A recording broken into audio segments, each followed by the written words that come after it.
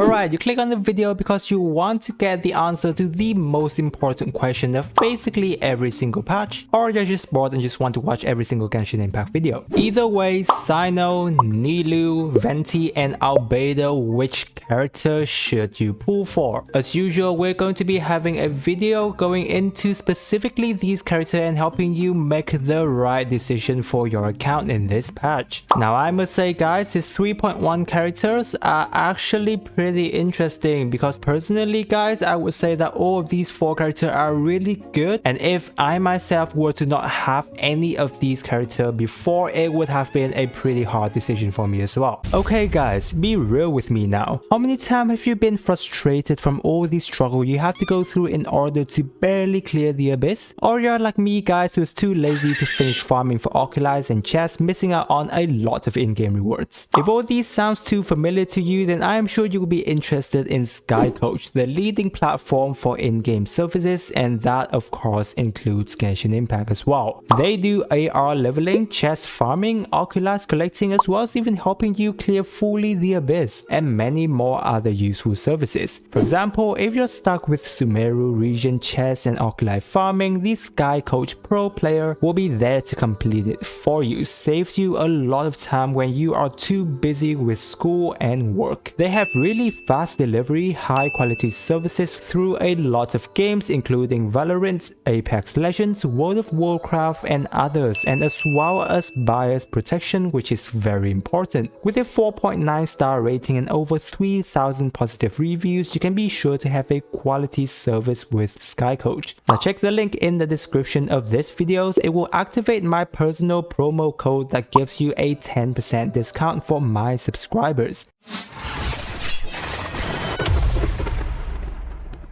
Okay, we'll first dive in depth into some of the most important points you want to take note of on the 4 of these characters to help you make the final decision a lot better. Now, some of the information based on Nilou and Cyno aren't currently official yet, so a disclaimer guys is that some of these information might be changed once they have officially arrived. And then first, we have Cyno, in which in terms of character design and gameplay guys, I would say that he has one of the best attack animation in the game, and that I must say have been quite a deciding factors in terms of many players deciding to pull for him. In terms of combat performances, we're going to be taking the information based on what we have on the data so far, in which his main role is definitely going to be a hyper carry, like a super duper hyper carry guys, because his on-field time can take up to 18 seconds, which is the longest on all of the characters I have seen so far. His E skill can have 2 form, where before he goes into his burst, he just do a normal jump charge forward thrust, and it will be changed when he goes into burst form, where it now deals AoE electro attack damage. Now you will never have to level up his talent for his normal attack because his gameplay all involve around his burst. So very much similar to how character who uses most of their bursts to be on field like Xiao and Raiden and other burst type characters. How Cyno Kit works is that you just basically aim to get into his burst form, and then you just basically go wild spamming his normal attack plus his E skill, as well as you do need other off-field damage character support to help him with a lot more damage. So his kit don't have anything in terms of supporting your other characters unless you're at a C4, which he gives your team a little bit of energy regen. Other than that, his passive provides more E skill damage at talent level 1 and more damage power at talent 2 through his EM build. Therefore, how you build him is generally surrounding EM stats. Now we won't go in depth into his build in this video, as I will be covering that in Cyno's build video. So overall, since Cyno is a hyper carry electro, he will be a good character, but from the current data and information we've got on him, I would say that he is not going to be a replaceable character for other electro DPS, since he is very similar to them, like Raiden Shogun or Keqing. He's not going to be replaced facing Raiden Shogun for sure because she's just too good with her damage, plus burst damage increase for your whole team and energy regen for the team just makes her quite unmatched. We do also have Keqing as well because after Dendro reaction buff, she's now a very good character to use as I've talked about it in depth in this video. So overall, I would say that Cyno will be a player preference character where if you love him, you will pull for him for sure, but he will most likely not become a meta character. Next, we have Nilou. My god, our dancing queen. Her attack animation along with all of her dancing move, perfect. Now in terms of combat performance, Nilou is an interesting character I would say where she can either be a DPS or a support character for the team while working in a rather niche team. So basically for anyone who was confused with her E skill explanation, let me just simplify it for you. So basically when she casts her elemental skill, she will enter a certain state which is called pirouette, which will consist of 3 slashes. Now you can now either choose between pressing the normal attack button or elemental skill. If you press her elemental skill, she will enter what's called a whirling step stance, where she will do 3 instances of damage and at the end creates a watery ring around your active character. So a little bit like how Barbara works. This ring will last for 12 seconds. Now any enemies that is within its AoE will be applied with Hydro element, and after the 3rd slash she will no longer be in Hydro infusion, therefore you will want to switch to your other character to be on the field to deal damage. However, if you choose your normal attack button in this state, it will basically infuse her normal attack into Hydro for 8 seconds. So since her E skill has an 18-second cooldown, if you use her normal attack, it will be active for 8 seconds, therefore having you a 10-second cooldown. If you use her whirling step stance, then it will be active for a 12-second of the watery ring, therefore it's technically a 6-second cooldown. So basically for fun, you can have her on field to do her sword attack for DPS because the damage does have pretty decent scaling, or generally I believe that most people will use her water ring for further hydro application for the team. However, on top of that, Nilou gameplay is also defined by her passive talent 1, which resolve mostly around Bloom team. For when there's at least a Hydro and Dendro character on the team, Nilou's 3rd dance step of her E skill will grant a 60 EM to party member when they are hit with Dendro attack, and triggering Bloom reaction will drop what's called a bountiful core instead of the normal core, in which this core will explode much faster and its damage can be affected by Nilou's 2nd passive, which each 1000 HP over 30k HP she has, the core damage is increased by 7%, which let's say you have her HP at 45,000, the damage increase is 105%, and that is pretty good. So Nilou playstyle revolve a lot on the team dealing damage based on the bountiful core that works as really good off-field damage for the team, and then after you can either have her on the field for DPS to enjoy her dance move for around 8 seconds, or move on to your other hyper carries to take on the field with her water ring surrounding the active character. Next, we have our own Venti boy. So assuming you've already known how he works by now, he's just basically a drunk bot with super OP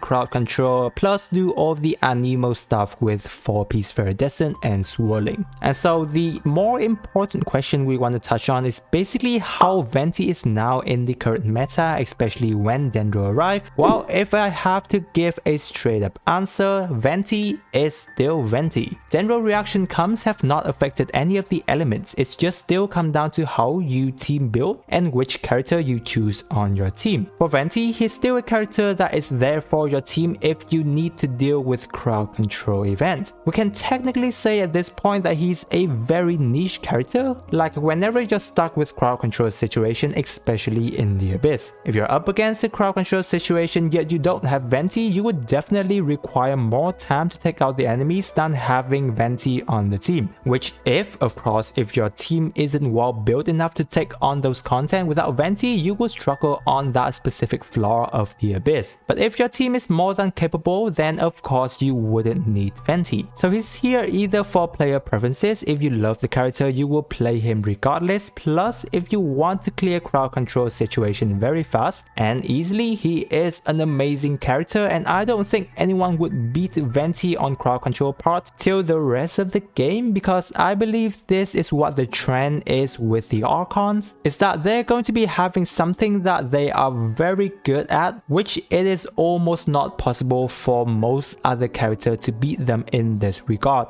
Like Venti with crowd control, Zhongli with the best shield plus resistance shred, Raiden with amazing burst damage plus burst damage increase for the team, plus energy regen plus off-field damage. Oh, look at that, each Archon seems to have an additional power being added. Who knows, maybe Kusanali will have 5+. And then fourth, we have Albedo, a very interesting character in an interesting situation right now. I will state the most important point of Albedo right here is that Albedo is still currently the best off-field damage support character in the game. Plus, even if he doesn't react with Dendro, he works in a Dendro EM team. Here's why. His off-field damage is amazingly high, in which even in a free-to-play build, you can get up to a 25k off-field damage on his Bloom. And when I say F2P damage, he's basically all F2P other than the fact that you have to pull him as a 5-star character, because he's already got the best sword in the game given through event, or if you miss out on the event, you can just build him with Harbinger of Dawn, which works in similar levels. So guys, if you already kind of forgot the most important thing within a team building of Genshin Impact, is that support characters are generally a lot better than hyper carries. Why? Because you have up to 3 support slots, while hyper carries is only 1. So your hyper carries can only deal that high damage number because you're either having someone buffing his or her damage, or you're having really good off-field damage support character to help them out. So I would say Albedo is sometimes considered to be underrated, but due to the fact that he is free to play within the build, running him in the team usually makes your life, especially in the Abyss, a lot easier. Plus, don't forget guys, is that after he uses his burst, he's giving your team 125 EM for 10 seconds, which is absolutely very handy now that Dendro reactions or Dendro characters mainly want EM stats. Therefore, having Albedo on your account will help your life in Genshin Impact a lot easier. And so those are some of the main points of the characters in details. Now we will be answering the main question of the video, which is which character you should go for in 3.1. Now before that, I want to address something again, which is basically casual players and meta, in that for Genshin Impact you don't generally have to worry about the meta too much, because the game, I would say guys, is pretty easy, apart from the Abyss that gets you just a tiny bit of a challenge here and there at times. Because guys, any character in the game can do well as long as you run in the right team with decent support, and most of the good support characters are free to play 4-star characters right now. So at the end of the day, it's just more important for you to choose the character that you really like in opposed to which character that would take your account to the next level, because if you build them right, any character can take your account to the next level. So regarding which character to choose during this patch, now if you have not had any of these characters, guys, it's actually quite a hard decision,